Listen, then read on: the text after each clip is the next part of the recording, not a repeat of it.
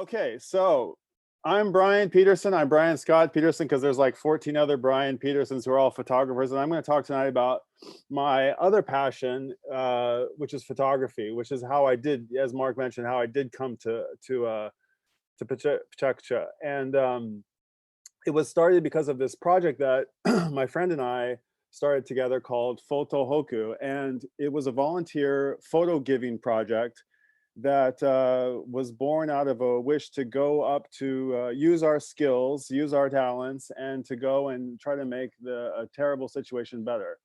So me and my friend, we just like on a whim went to the devastated regions with our cameras, and we thought we'd bring our instant photos with us, and our instant cameras, these old film cameras, and that way we'd be able to give the people living there the photos immediately. Basically, what we do is we go up to the temporary housing areas, we walk around, we make these Polaroid photos that we can gift to the people immediately. Fujifilm was very generous and provided us an endless supply of film. Another company called Nakabayashi gave us a bunch of photo albums. A bunch of people around the world donated old cameras to us, and we basically made this project that we could get people's photo lives back on track.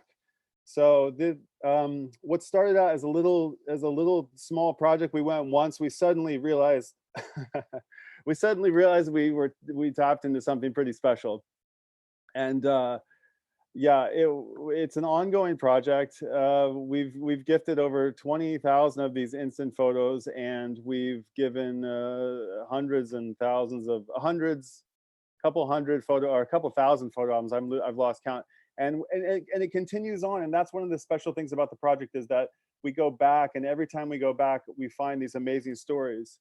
And going back is an important part of this project. And this woman is one of the stories that we heard about. She said that having lost her daughter, she was the most miserable person in the temporary housing area, and but we snapped her in a moment in a smile, and she insisted that she was going to hold on to the photo, and it would carry her through this.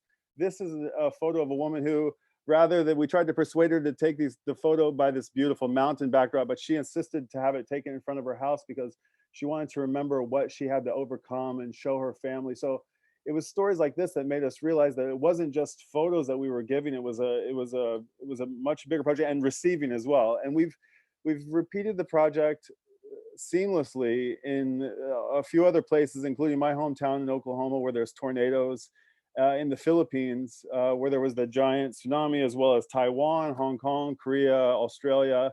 And we've used our photography skills to do other projects. This is a fundraising effort that we made on World Suicide Prevention Day. We rallied the posse to climb up Tokyo Tower with us. And when we got up there, anybody who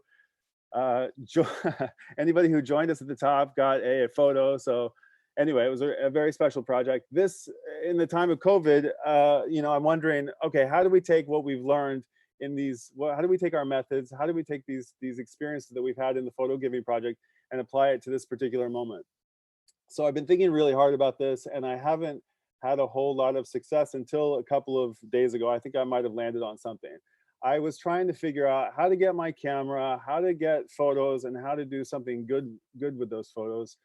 And I was calling this is classic Brian storming, is what I call this. So after a couple weeks of going in circles of a way that we might find out, a way that we might be able to have a solution for this, I thought about like making house calls, like a doctor, like going to bringing my camera to people's houses and photographing there. I've seen people doing that, but I don't think that's a totally viable situation because of how contagious this situation is.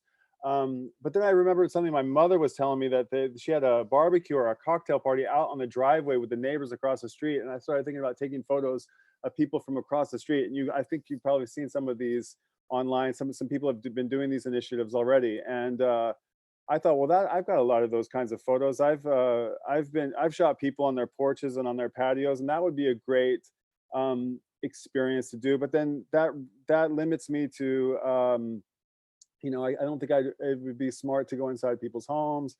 Obviously, like taking a photo from them across the street is okay, but then you still have to pass off the photo and things like this. So still kind of thinking about it, but I'm thinking about like these moments that we have sitting on our own sofas, sitting on our own porches, and how those tend to be maybe more sentimental and more special than when we go to the studio or we go on location to have some official family portrait made. Maybe these casual moments of us just sitting on our sofas are maybe that should be our focus. So I started this other project not too long ago called Picture in a Frame, where I just made this sofa experience where people can come and they can sit on the sofa and have their photo made with this big giant instant camera. And basically, you get one photo and the photo's in a frame. And so that's the project. It's called Picture in a Frame.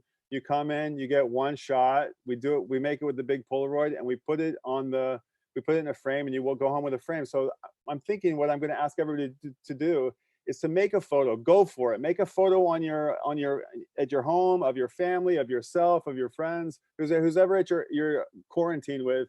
Send it to me, and we'll put it in a photo frame, and we'll put that photo frame up on our Instagram here, and you'll be included in this. You'll be included in this stream, and then what we can do is we can. I think my slide's stuck here. I'm going to the next one. So I've made on Picture in a Frame, I made a new link that says Photohome. That's what I'm going to call this project. And you can just go to Picture in a Frame and you'll see the link for Photohome, and you can just add your email. And I encourage you to just make a photo of yourself. It can be anything. It can be you with a mask on. It can be you by yourself. It can be with an iPhone. It can be on a tripod. It can be anything you want it to be to commemorate this moment, so you can look back at these photos a year from now or 10 years from now and remember that, this special time was actually a moment that we all got to come together, and this photo can be a reminder of that.